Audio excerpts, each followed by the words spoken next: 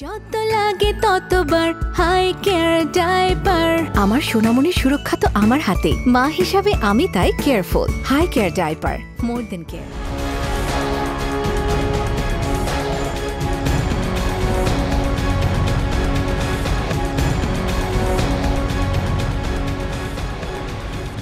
আসন্ন জাতীয় সংসদ নির্বাচনকে সামনে রেখে বুধবার মাঠ প্রশাসনে বড় ধরনের রদবদল করা হয়েছে। লটারির মাধ্যমে দেশের ৬৪ জেলায় নতুন পুলিশ সুপার পদায়নের প্রজ্ঞাপন জারি করেছে স্বরাষ্ট্র মন্ত্রণালয়। একই দিনে বদলি করা হয়েছে ১৬৬ জন উপজেলা নির্বাহী কর্মকর্তাকেও। স্বরাষ্ট্র উপদেষ্টা জানিয়েছেন, এসপিদের মতো ওসিদের পদায়নও লটারির মাধ্যমে করা হবে। এ সম্পর্কে সাধারণ মানুষের প্রতিক্রিয়া শুনব আজকের পর্বে। হাইকেয়ার ডাইপার নিবেদিত এটিএন নিউজের নিয়মিত আয়োজন আমাদের কথা অনুষ্ঠানে স্বাগত জানাচ্ছি আমি শেখর আজাদ। সাধারণ মানুষের প্রতিক্রিয়া শুনব, তার আগে চলুন দেখে আসি এটিএন নিউজে প্রচারিত এ সম্পর্কিত একটি প্রতিবেদন।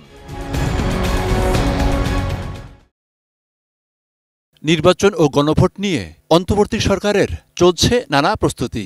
এরই অংশ হিসেবে গত কদিন ধরে চলছে প্রশাসনে একের পর এক রদবদল।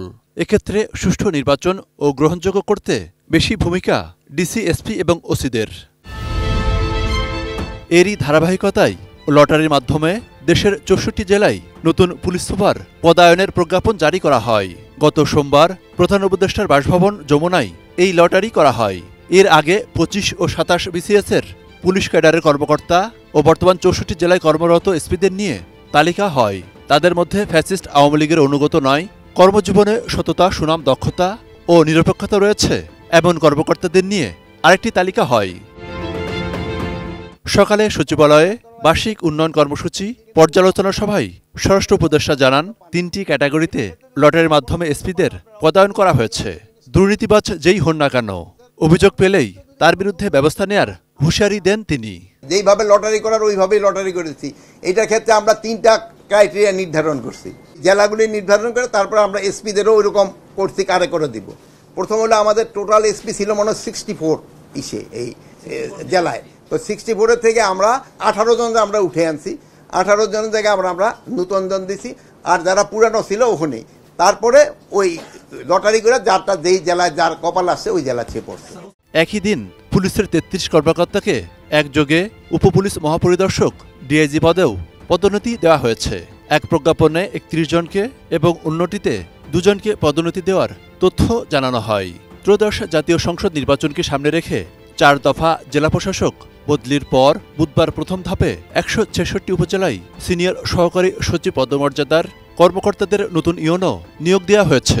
তাদের আগামী ৩০ নভেম্বরের মধ্যে কর্মস্থলে যোগ দিতে বলা হয়েছে। গণপ্রতিনিধিত্ব আদেশ আরপি অনুযায়ী তফসিল ঘোষণার তারিখ থেকে নির্বাচনের ফল ঘোষণার পর ১৫ দিন অতিক্রান্ত না হওয়া পর্যন্ত নির্বাচন কমিশনের অনুমতি ছাড়া ভোটের দায়িত্বপ্রাপ্ত কর্মকর্তাদের বদলি করা যাবে না। Monirul Islam Mintu, ATN news, Dhaka.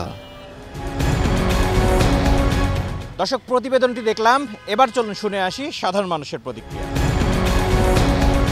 প্রবাদে আছে, যদি কারোর ঘুষ খাওয়া বা খারাপ কিছু করার উদ্দেশ্য থাকে তাহলে সমুদ্রের ঢেউ গুনেও সে সেটা করতে পারে।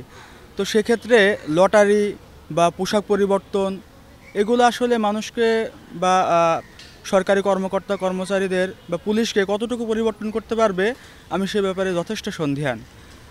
কারণ হচ্ছে মানুষের ভিতর থেকে চরিত্রগত পরিবর্তন যদি সম্ভব না হয় তাহলে তার দ্বারা আসলে ভালো কিছু আশা করা যায় না। আমরা তার কাছ থেকে ভালো কিছু আশা করতে পারি না। কিছুদিন আগে কিন্তু একটা সংবাদ হয়েছে যে একজন এসপি ৫০ লক্ষ টাকা দিয়েছেন তাকে নির্ধারিত জায়গায় পোস্টিং দেওয়ার জন্য, এবং সে তিরস্কৃত হয়েছে। তো এরকম আরও অনেক আছে যারা আমরা জানি না, সংবাদ মাধ্যমে আসে না। তো এরকম যারা একটা বলয় তৈরি করতে চায় নির্ধারিত কর্মস্থলে, তো এগুলা থেকে যদি আমরা স্বচ্ছতা বজায় রাখতে চাই তাহলে লটারির মাধ্যমে নিয়োগটা খুবই ভালো। কারণ এখানে ব্যক্তিগতভাবে কার পছন্দ মতো হচ্ছে না, যার কারণে সে একটা বলয় তৈরি করতে পারবে না। স্বচ্ছতা থাকবে, জবাবদিহিতা থাকবে। সো এটাকে সাধুবাদ জানাই। জুলাইয়ের যে আশা বা আকাঙ্ক্ষা যে একটা সুস্থ নির্বাচনের মাধ্যমে আমরা একটা সরকার বেছে নিব, এবং এই ফ্যাসিস্ট শেখ হাসিনা ছিল বা তাদের যে কার্যক্রম ছিল সেটা থেকে জনগণ মুক্তি পাবে, আবার সেই গণতন্ত্র ফিরে আসবে। হ্যাঁ, আমরা আমাদের ভোটার অধিকার পাবো বা নির্বাচিত প্রতিনিধি আমাদের যেভাবে আমরা চাই সেভাবে আমাদেরকে পরিচালনা করবে। তো এই ক্ষেত্রে অবশ্যই এটা একটা ভালো উদ্যোগ এবং এরকম আরও ভবিষ্যতে হোক। প্রশাসন বিভিন্ন জেলায় আর কি যে ঘুরাই দিয়েছে, এটা তো অনেক আর কি একটা সুন্দর সিদ্ধান্ত নিয়েছে। কারণ ধরেন আমার আনের প্রশাসন, আপনি আগে টাকা খাওয়াই রাখছেন, একটা ডিসি রে হাত করে রাখছেন, ওইটা ধরেন দুর্নীতি করছেন একটা নির্বাচনে। কারণ এটা যদি ঘুরাইয়া অন্য জেলায় দেয়, সে তো ধরেন ওটা কিছুদিনের মধ্যে হ্যান্ডেল করতে পারবে না। এটার কারণ তো নির্বাচনটা সুষ্ঠুভাবে হইবে, এটা একটা সুন্দর সিদ্ধান্ত নিয়েছে। আমি কামরুজ্জামান সাভার থেকে আপনাদেরকে স্বাগত জানাচ্ছি এটিএন নিউজের নিয়মিত আয়োজন আমাদের কথা।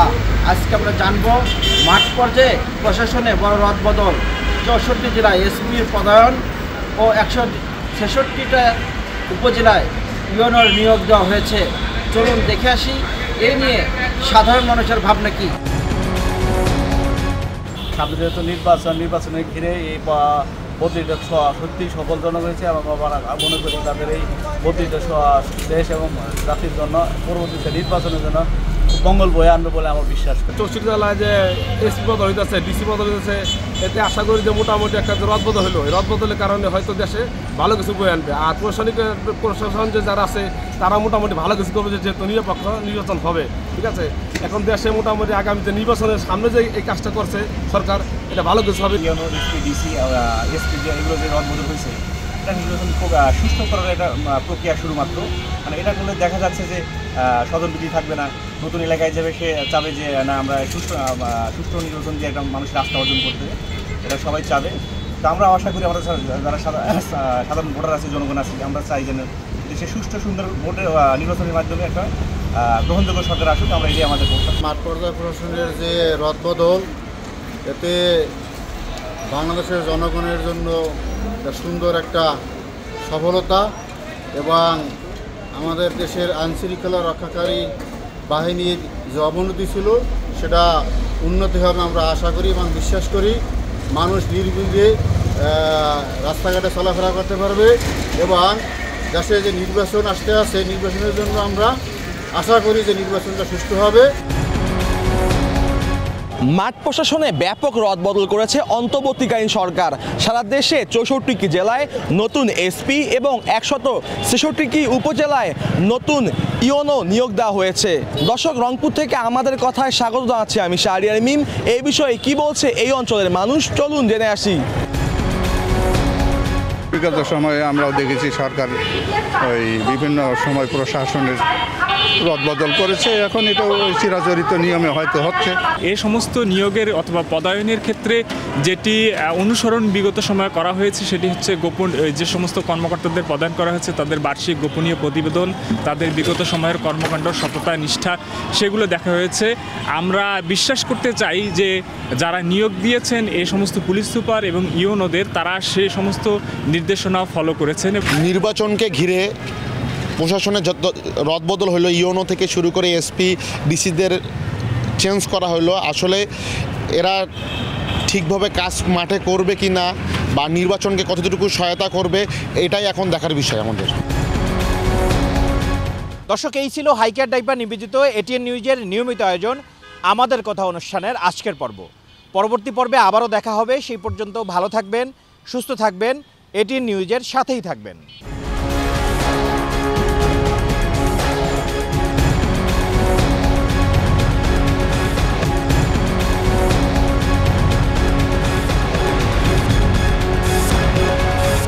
আমাদের কথা সৌজন্যে হাইকেয়ার বেবি প্যান্ট ডায়পার। যত লাগে ততবার হাই কেয়ার ডাইপার। আমার সোনামণির সুরক্ষা তো আমার হাতে, মা হিসাবে আমি তাই কেয়ারফুল। হাই কেয়ার ডাইপার, মোর দেন কেয়ার।